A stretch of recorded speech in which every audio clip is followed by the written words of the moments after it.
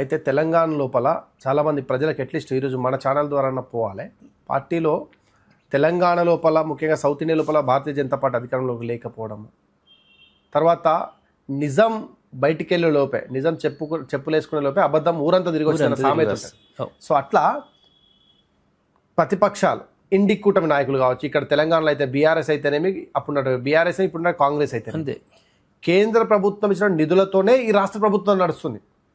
ఈ రాష్ట్ర ప్రభుత్వం ఏం చేస్తుందంటే తెలంగాణ ఆస్తులను అమ్మడము, లేదంటే అప్పులు తీసుకొచ్చుకొని నడపడం, అంతే తప్ప తెలంగాణ రాష్ట్రానికి నడపడానికి ఆదాయ మార్గాలు తేవడంలో, లేదంటే ఇండస్ట్రీస్ను తీసుకురావడంలో, ఇన్ఫ్రాస్ట్రక్చర్ డెవలప్ చేయడంలో వీళ్ళ శ్రద్ధ లేని కారణంగా తెలంగాణ ఆదాయ మార్గం ఏమైందంటే గీడ రాయదుర్గంలో, కోకాపేటలో ఇక్కడ ఉన్నటువంటి భూములను అమ్మడము, దాన్ని తీసుకొచ్చి ఏదో ఒక స్కీమ్ పెట్టి నడపడం, ఇంతే.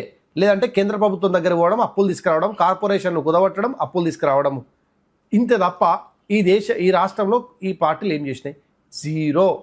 ఈ రాష్ట్ర ప్రభుత్వం చేసింది జీరో. కేంద్ర ప్రభుత్వం ఏం చేస్తుందన్న విషయము ఒక విషయం చెప్తా సార్. ఫ్రీ రేషన్ ఇస్తుంది కేంద్ర ప్రభుత్వము ఎఫ్సిఐఎల్ ద్వారా. వడ్లు కొంటుంది కేంద్ర ప్రభుత్వము, ధాన్యం కొంటుంది కేంద్ర ప్రభుత్వము. నువ్వు సుతీల్ తాడు మొదలు పెడితే ఆ హమాలీల కూలీలు కావచ్చు, గోడౌన్ ఛార్జెస్ కావచ్చు, ట్రాన్స్పోర్టేషన్ చేయడానికి నీకు డబ్బులు కావాలంటే, ఒకవేళ డబ్బులు తీసుకెళ్ళిపోతే నువ్వు ఏమైనా లోన్ తీసుకొస్తే దాని మీద వడ్డీతో సహా కేంద్ర ప్రభుత్వం ఇస్తుంది. అయితే అక్కడ మోడీ ఫోటో పెట్టావు, రేషన్ దుకాణంలో మోడీ ఫోటో పెట్టావు, రిసిప్ట్ చూస్తే తెలుస్తుంది కదా. ₹41.73 కేంద్ర ప్రభుత్వం ఇస్తే 15.63 రాష్ట్ర ప్రభుత్వం ఇస్తే మేజర్ శాతం 73% ఇస్తున్నటువంటి కేంద్ర ప్రభుత్వం నరేంద్ర మోడీ గారి ఫోటో పెట్టాం. మేము బీజేపీ పెట్టుకుంటాం, మోడీ గారి పెట్టాం. ఇక్కడ వేస్తుంది సివిల్ సప్లై మినిస్టర్ది, రేవంత్ రెడ్డి గారు పెద్ద ఫోటో వేసి పెట్టుకుంటాం, మేము ఉచిత బియ్యం ఇస్తున్నాం, సన్న బియ్యం ఇస్తున్నాం. నువ్వు చేసింది ఏం లేదు, ఇక మొత్తం కేంద్ర ప్రభుత్వమే, ప్రజలకు తెలుసు, దాన్ని గుర్తిస్తారు. ఇక రెండోది, తెలంగాణ లోపల మున్సిపాలిటీలు, మన గ్రామ పంచాయతీ ఎన్నికలు జరిగినాయి సార్. ఎందుకు ఉటావుటిన మున్సిపాలిటీ ఎలక్షన్స్ పెట్టిండు, ఎందుకు గ్రామ పంచాయతీ ఎలక్షన్స్ పెట్టిండు? కారణం ఏంటంటే 15th ఫైనాన్స్ కమిషన్ సంబంధించిన నిధులు కేంద్ర ప్రభుత్వం విడుదల చేస్తే మున్సిపాలిటీలు రన్ అవుతాయి, గ్రామ పంచాయతీలు రన్ అవుతాయి. గ్రామ పంచాయతీ ఉన్నటువంటి ఎన్నికైనటువంటి అభ్యర్థుల యొక్క జీతాలు, అందులో పనిచేస్తున్నటువంటి సెక్రటరీ శాలరీస్, గ్రామ పంచాయతీకి ప్రతి గ్రామంలో ప్రతి వ్యక్తికి ₹18 చొప్పున కేంద్ర ప్రభుత్వం చెల్లిస్తాయి. దాని నుంచే గ్రామ పంచాయతీ నడుస్తాయి. అట్లా అదేవిధంగా ఆపరేషనల్ మున్సిపాలిటీలో అయితే ఆపరేషనల్ ఎక్స్పెండిచర్స్ అంటారు సార్. ఆపరేషనల్ ఎక్స్పెండిచర్స్ అంటే ఈ చిన్న చిన్న ఫుట్పాత్లు కట్టేయడము, చిన్న బ్రిడ్జెస్ కట్టేయడము, అంటే కాలువలు ఇట్లాంటివి కట్టేయడము, రోజు వాటిని శుభ్రపరచడం, రోడ్లను ఊడవడము, వీళ్ళకి ఊడడానికి ఇచ్చే జీతాలు, బ్రష్లు, బ్రూమర్లు ఇవన్నీ కొంటుంటాం కదా, టాయిలెట్స్ క్లీన్స్ ఇవన్నీ చేస్తుంటాం కదా, ఇవన్నిటికీ అయితే ఆపరేషనల్ ఎక్స్పెండిచర్ సార్ ఇవి. తర్వాత క్యాపిటల్ ఎక్స్పెండిచర్స్, ఒక కొత్త రోడ్ లేయడము, ఒక మోరీలు నిర్మించడం, ఒక స్కూల్కి వాల్ కట్టడం, లేదంటే ఇలాంటివన్నీ కూడా క్యాపిటల్ ఎక్స్పెండిచర్స్. ఇవన్నీ ఎవరిస్తుర్రు?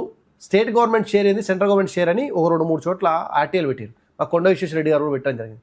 దాన్ని తీస్తే సార్ కళ్ళు బయర్లుగా అమ్ముతాయి. ఒక్క కరెంటు బిల్లు తప్ప రాష్ట్ర ప్రభుత్వం ఏమి ఇవ్వట్లేదు. ఈ కరెంటు బిల్లు కూడా గత 10 ఏళ్ళుగా బాకీ ఉంది. అందుకే 43,000 కోట్ల పెండింగ్ బాకీ అయింది డిస్కమ్లకు.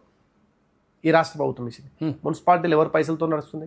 నరేంద్ర మోడీ గారి పైసలతోని. గ్రామ పంచాయతీలు నరేంద్ర మోడీ గారి పైసలతోని. నీ ఇంటి ముందు స్ట్రీట్ లైట్ ఉంటే అక్కడ వెలిగే సోలార్ బుగ్గ మోడీ గారు పంపించింది. ఆడ శ్మశానం, ఊరి చివర శ్మశానం ఉంటే దాన్ని కట్టించింది నరేంద్ర మోదీ గారు. రైతులకు రైతు వేదికలు కట్టించింది నరేంద్ర మోదీ గారు, మోదీ పైసలు. ఈరోజు ఇంట్లో పేదోళ్ళు భోజనం చేస్తున్నారు, బియ్యం వస్తున్నాయంటే మోదీ గారి బియ్యం, మోదీ గారు ఇస్తున్నవి. నీ ఇంటి ముందు పల్లె ప్రకృతి వనాలని చెప్పేసి కట్టినటువంటి ఆ పార్కులను ఎవరు నిర్మించరు, ఎవరి డబ్బులతో నిర్మించరు? కేంద్ర ప్రభుత్వం, మోదీ గారి డబ్బులతోని. నీ ఇంటి ముందు రోడ్ వేస్తే దానికి చేసింది ఎవరు? మోదీ గారు. ఇంకా అద్భుతమైన విషయం చెప్తా సార్, తెలంగాణ రాష్ట్రంలో కాంగ్రెస్ పాలనలో 25,000 ఊర్లకు, 25,000 గ్రామాలకు రోడ్డు కనెక్షన్ లేకుండే సార్.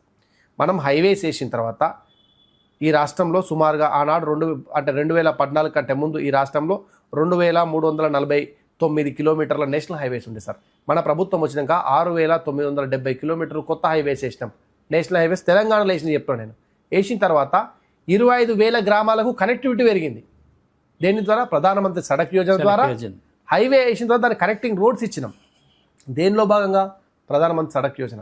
ఇంకొక అద్భుతమైన విషయం, ప్రధానమంత్రి గతిశక్తి విధాన్ ప్రోగ్రాంలో భాగంగా హైవేసు, స్కైవేసు, ఫ్లైవేసు, రైల్వేసు కనెక్ట్ చేస్తూ ఈ రాష్ట్రాన్ని సర్వతోముఖంగా అభివృద్ధి చేస్తున్నాం. రైట్. ఇది 4 రంగాలు. ఎస్, ప్రధానమంత్రి గతిశక్తి విధానంలో భాగంగా ఇవన్నీ తీసుకొస్తాం. అన్ని హైవేస్ను, స్కైవేస్ను, ఫ్లైవేస్ను, తర్వాత రైల్వేస్. ఎందుకంటే మన దగ్గర పోర్టు లేదు, ఇది కూడా కనెక్ట్ చేస్తుంది. ఎప్పుడైతే ఇన్ఫ్రాస్ట్రక్చర్ డెవలప్ అవుతుందో ఇండస్ట్రీస్ వస్తాయి, ఇన్వెస్ట్మెంట్స్ వస్తాయి, ఎంప్లాయ్మెంట్ పెరుగుతుంది, ప్రజల యొక్క జీవన యొక్క స్థితిగతులు పెరుగుతాయి. అయితే ఇంత డీప్గా మైన్యూట్ లెవెల్గా ఎవరు ప్లాన్ చేస్తున్నారు అంటే మోదీ గారు ప్లాన్ చేస్తున్నారు. ఎందుకు? మా ఫిలాసఫీ అంత్యోదయ, గ్రామాల్లో ఉన్నటువంటి వ్యక్తి కూడా కనెక్టివిటీ ఇవ్వాలి. So that is what we are doing. Mobile networks ఒకప్పుడు ఎక్కడో మొబైల్ నెట్వర్క్ వస్తా ప్రతి ఒక్కరు ఇంటర్నెట్ వాడుతూ ఉన్నారు. గ్యాస్ సిలిండర్ బుక్ చేసుకుంటున్నారు ఇంటర్నెట్ కారణంగా. సో ఇవన్నీ చేస్తూ ఉన్నారు.